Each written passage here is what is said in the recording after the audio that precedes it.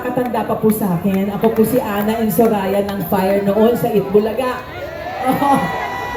Siyempre yung mga kaidaran ko, naaalala ko. Yung mga bata, hindi. Pero okay lang yon. Naiintindihan ko. Kung sa bagay, nag-check ako nung isang araw, parang 18 years old pa lang ako eh. Ngayon matanda na, okay lang yun. Anyway po, Sir Philip Salvador, nandito po sa harapan. Palakpakan po natin.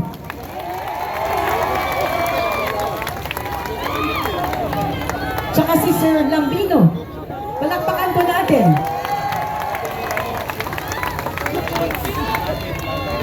Nung nabalitaan ko po na si tatay po ay kinuha sa airport, napakasakit po, ang sakit-sakit. At lalo nang mas masakit pag nakikita ko po sa Facebook yung mga ibang kakilala ko na sinasabi nila na deserve niya. You deserve it, sabi. Deserve pa niya? Palagay ko nga hindi eh. Kasi siya lang ang presidente na nagmahal ng tunay sa Pilipino. Naniniwala ho ba kayo? Ngayon po, meron po akong isang awitin. Actually po, ito ay original po. Ay, meron pang isa idol ko nandito. Attorney Vic Rodriguez, palakpakan niyo po.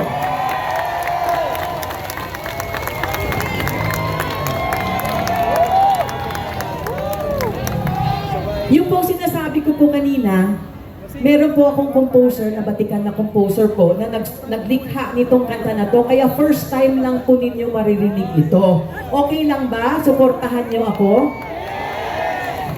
Kasi hindi niyo pa kasi naririnig, baka hindi niyo magustuhan, pero sana magustuhan ninyo. Dahil itong awitin na ito po, ay para sa ating bayan at para sa pinakamamahal nating tatay, Digong. At kung pwede lang po, hihingi lang po ako ng pabor. Pwede ho bang patayin natin ang ilaw, itaas natin yung mga cellphone para yung liwanag ng cellphone natin makarating sa Netherlands at maramdaman ni tatay yung pagmamahal natin sa kanya. Ito na po yung awitin ko. Sana po'y magustuhan nyo. Salamat po. Ito po ay handog ng Reforma Pilipinas sa pamumuno ng pinakamagandang Vivian Velez. Vivian Velez, salamat po. Palakpakan po natin. Okay? Let's bring him home.